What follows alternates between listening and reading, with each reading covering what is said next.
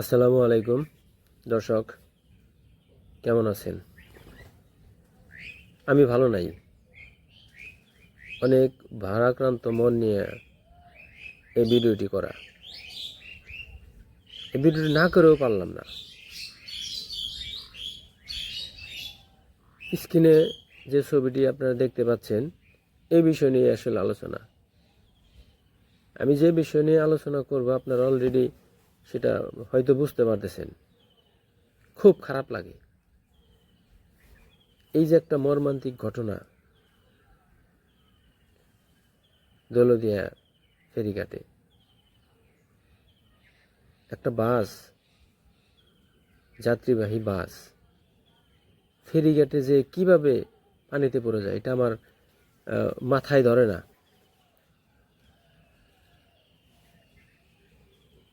কি বলবো,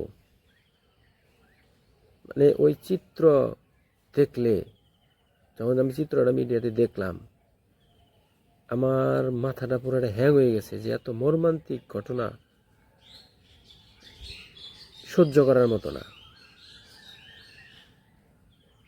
এটার পিছনে দায় কে? আমি মনে করি এটার পিছনে ড্রাইভার সম্পূর্ণ দায়ী। আপনারা হয়তো মনে অন্যরকমভাবে নিতে পারেন। আমি কেন বললাম, আমি আসলে এই গাড়ির মালিক বা ড্রাইভার বা যারা এদেরকে ড্রাইভিং লাইসেন্স দিয়েছেন তাদেরকে আমি ধিক্কার জানাই।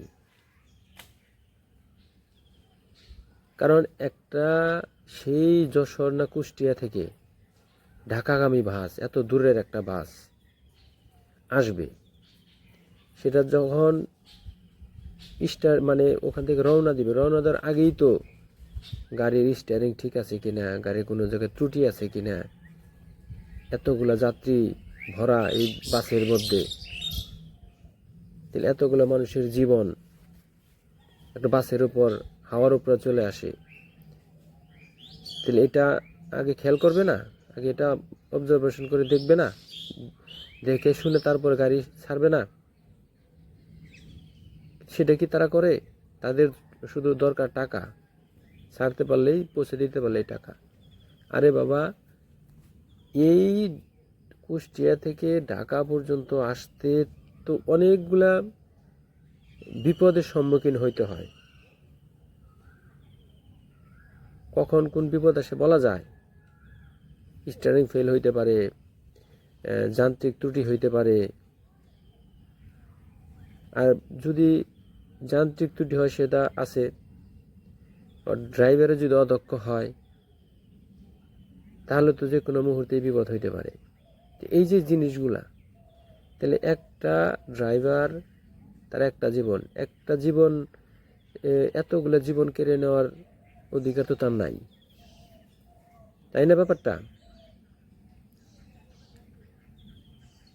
তাহলে আমি মনে করি, আমি যতটুকু শুনছি, ড্রাইভার এখানে মানে ঘাটে আসার আগ মুহূর্তে উনি নাকি ওই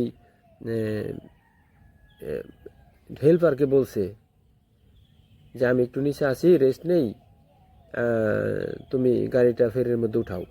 আরে বাবা, সে তো একজন হেল্পার,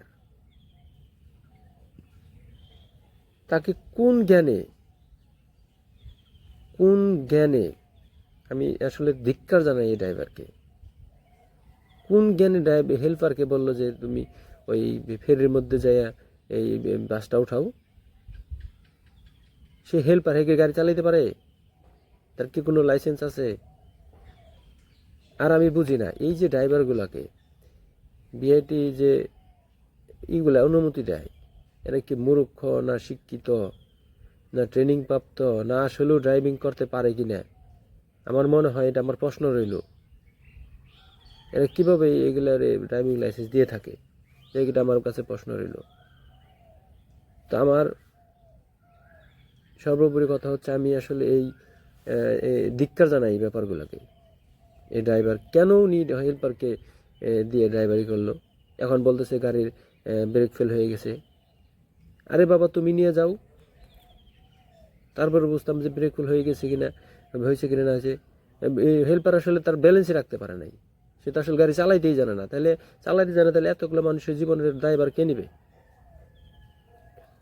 তাদের যারা মারা গেছে তাদের মা আছে, বাবা আছে, ছেলে আছে, কেউ বউ হারাইছে, ছেলে মেয়ে সব বউ হারাইছে, মা বাবা হারাই ফেলছে, ছোট্ট বাচ্চাটা আছে। তাহলে এই যে ছোট বাচ্চাটা, এর ভবিষ্যৎ কি?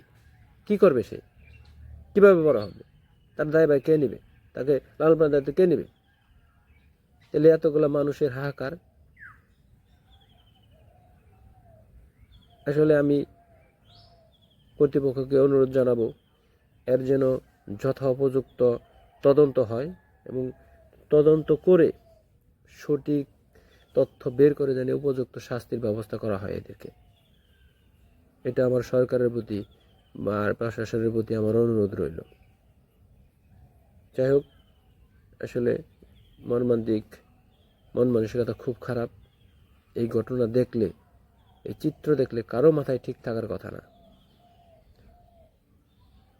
তো শেষ মুহূর্তে আমি এই গাড়ির ড্রাইভার, গাড়ির মালিক বা হেল্পার সবাইকে আমি ধিক্কার